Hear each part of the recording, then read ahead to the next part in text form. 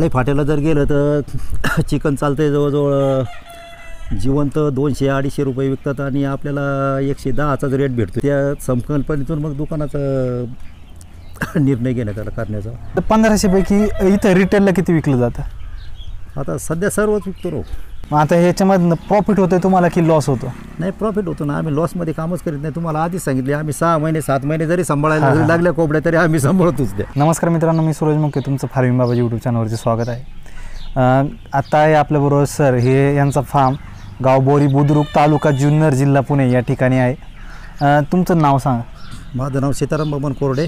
आत्ता आपण गावरांचे पोल्ट्री करतो. हो. हा टोटल एरिया किती कंपाऊंड मारला आहे? अख्खा कंपाऊंड 35 गुंठ्याचं आहे. म्हणजे एकरला 5 गुंठे कमी. याच्यामध्ये किती शेड आहेत? 2 शेड आहेत. एक मोठा, एक लांबलचक. हा, एक लांब आहे आणि एक 30 बाय 50 आहे. 30 बाय 50. याच्यामध्ये कोणत्या ब्रीडचं करतो आपण? डीपी क्रॉस करतोय सध्या. सगळे डीपी क्रॉस? संपूर्ण डीपी क्रॉस. आणि किती संख्या आहे सध्या? सध्या लहान आहेत 1500 आणि मोठा माल आहे 350. हे पूर्ण विक्री व्यवस्थापन कसं करतो याचं? विक्री व्यवस्था आपलं स्वतःचंच चिकन सेंटर एक मुलगा ठेवलेला आहे मोमेडियन समाजाचा.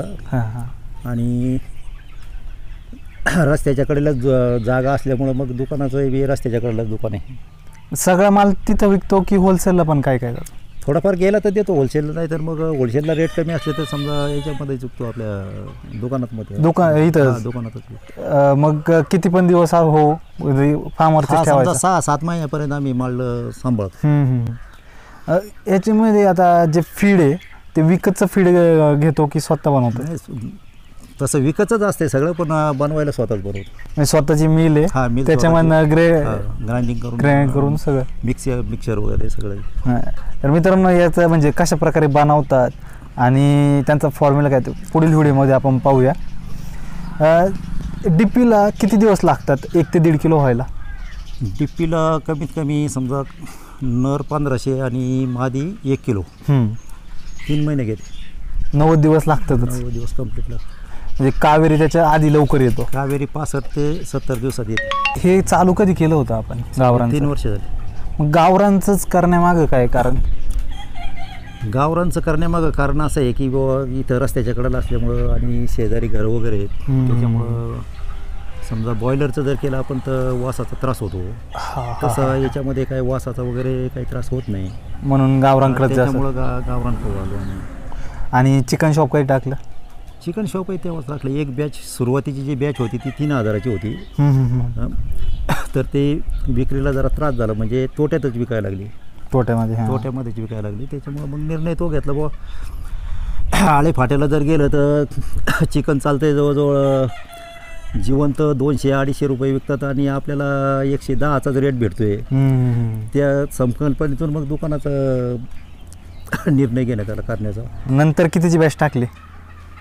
नंतर 2000ची टाकली होती. ते रिटेलमध्ये विकलं की होलसेल? ते रिटेलमध्ये, होलसेलमध्ये निम्म विकलं आणि रिटेलमध्ये निम्म विकलं. होलसेलला त्याच्यामध्ये लॉस झाला का प्रॉफिट? नाही, लॉसही नाही आणि प्रॉफिटही नाही. काय होतं आहे, जास्त जर दिवस पक्षी समजा सगळे सांभाळायचे म्हटलं तर खाद्याचा खर्च खूप वाढतो आणि त्याच्यामुळं मग थोड्याफार नफ्यावर आपलं विकून टाकलं ते होलसेल. आणि रिटेलला काय रेटने विकतो आपण? रिटेलला आता सध्या 300 रुपये किलो विकतो आम्ही. पूर्ण चिकन? हां, चिकन जिवंत नाही. हां, जिवंत नाही. जिवंत 200 विकतो आणि चिकन 300 विकतो. 1500 एवढे पक्षी टाकलेत आपण. हे सारखं टाकत राहतो की जसं आता आपल्याला एवढे विकायला पाहिजे तेवढेच टाकायचे असं? बॅच बाय बॅच चालूच असतं. वर्षभरात किती बॅच होतात?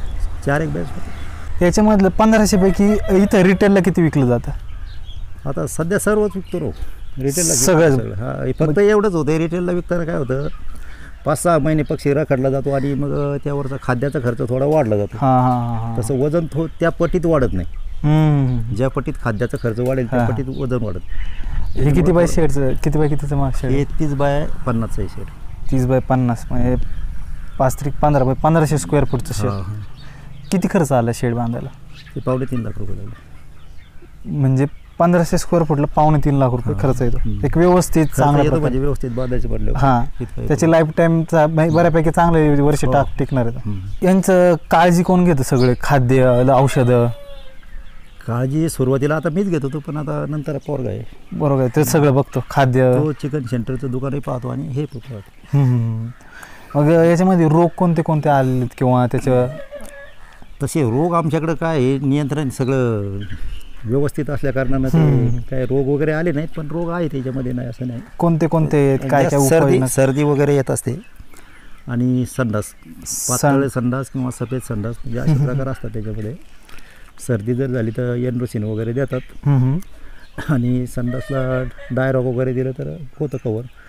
आणि त्याच्यापेक्षा पण ते पुढच्या स्टेपला जर गेलं तर मग ते CRD वगैरे रोग होतात, पण त्या स्टेपला आम्ही अजून गेलोच नाही. आधीच कव्हर करायचं, त्यामुळे जास्त त्रास होणार नाही आपल्याला. आम्ही आधीच कव्हर करून टाकतो सगळं. ही जर पहिल्या स्टेजला असेल हे आजार तर मॉर्टॅलिटी होती? नाही, सुरुवातीच्या स्टेजला उगा काहीतरी मॉर्टॅलिटी असते. समजा 1-2 पिलं जर समजा मरायला जर लागलीच तर ते आपल्या ताबडतोब लक्षात येतं की बाबा काहीतरी भानगड व्हायला लागली, मग इलाज लगेच करून टाकायचं. हां, 1-2 होतं, जास्त नाही मरत? नाही, जास्त नाही. तुम्ही चिकन सेंटर पण होलसेलला पण विकताय, मग आता ह्याच्यामधनं प्रॉफिट होतंय तुम्हाला की लॉस होतो? नाही, प्रॉफिट होतो ना. आम्ही लॉसमध्ये कामच करीत नाही. तुम्हाला आधीच सांगितले, आम्ही 6 महिने 7 महिने जरी सांभाळायला लागल्या कोंबड्या तरी आम्ही सांभाळतोच द्या, पण होलसेलला विकत नाही. जरी खर्च जरी जास्त लागला, आपली स्वतःची फीड बिल असल्या कारणानं आपण म्हणजे तो खर्च हिसाबातच राहतो. आता सध्या खर्च वाढलेले, समजा सोयाबीनचे याचे त्याचे भाव वाढल्यामुळे खर्च वाढलेले, पण नेहमी नाही असा प्रकार होत. आता प्रॉफिटचा विचार केला, किती प्रॉफिट होतो आपल्याला? प्रॉफिटचं इतकं परफेक्ट नाही सांगता येतं, कारण काय प्रॉफिट काढलेला म्हणजे नाहीच आहे, त्याच्यामुळे परफेक्टली नाही सांगता येणार. पण एवढं आहे का बाबा हे प्रॉफिटमध्येच आहे, म्हणजे तोट्यामध्ये नाही. वर्षभरात किती पक्षी निघतात?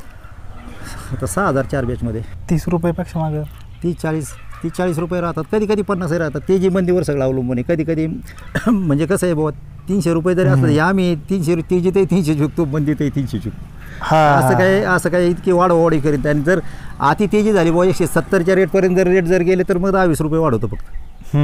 असं तरी 30-40 रुपये पक्ष मागं राहू शकतात. 40-50 रुपये 50 रुपये जसं मार्केट असं. हे चिकनचं हे जर याच्यातून जर गेलं तरच राहू शकतात, नाही तर चिकन शॉप असेल तरच नाही तर 10-20 रुपये 25 रुपये कधी कधी काहीच नाही. असंही होतं जर होलसेलला पूर्ण विकलं तर.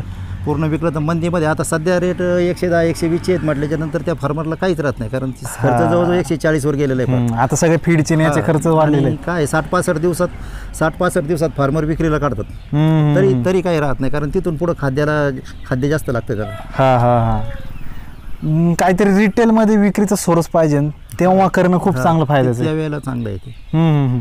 आणि आता आमच्याकडून थोडं चुकतंय बरं का. आम्ही काय करतो, पक्षी जास्त टाकतो आणि जास्त दिवस सांभाळतो.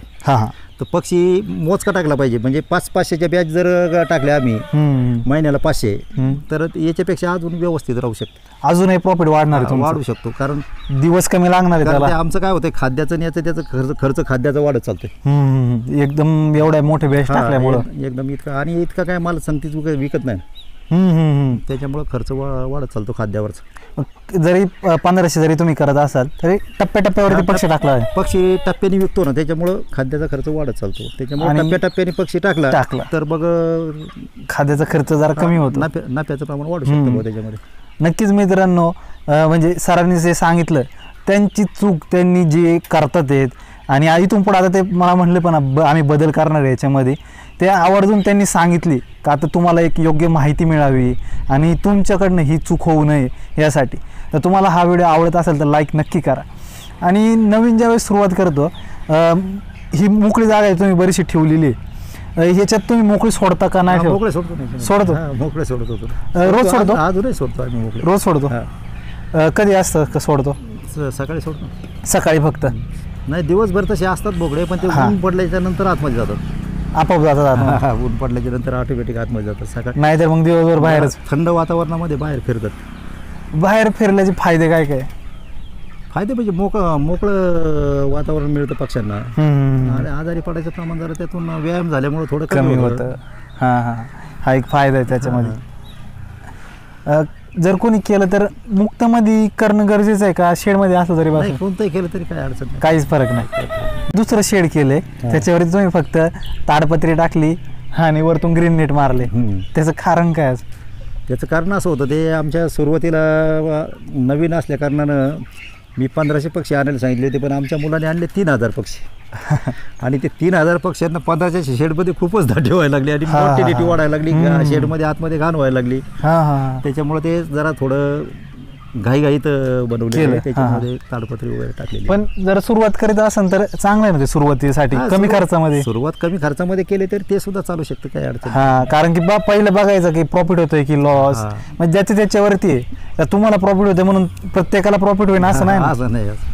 तुम्ही काय प्रकारे मार्केटिंग करता, काय प्रकारे त्याचं खाद्य व्यवस्थापन करता, सगळे याच्यावरती आहे ना. त्याच्यावरच अवलंबून सर. सुरुवातीला म्हणजे एकदम कमी खर्चातून करा. कमी खर्चासाठी एकदम चांगलं शेड आहे माझ्या मते तरी. म्हणजे तुम्ही हे जे केलंय ना, वरती काहीच खर्च नाही, फक्त ताडपत्रीचा खर्च. वरती ताडपत्री उन्हाळ्यामध्ये फक्त काय करायचं, जरा पाचट टाकायचं, त्याच्यावर चालू शकते, काय अडचण नाही. म्हणजे तापत नाही मग? नाही, काय नाही, 3 वर्ष झाली त्याला, काय काहीच नाही प्रॉब्लेम. अगदी चांगला जुगाड आहे मित्रांनो, एक नंबर. ते एकदम भारी वाटलं. तर तुम्हाला हा व्हिडिओ कसा वाटला कमेंट करून नक्की सांगा. जर आवडला असेल तर लाईक करा आणि तुमच्या मित्रांबरोबर शेअर करा. धन्यवाद.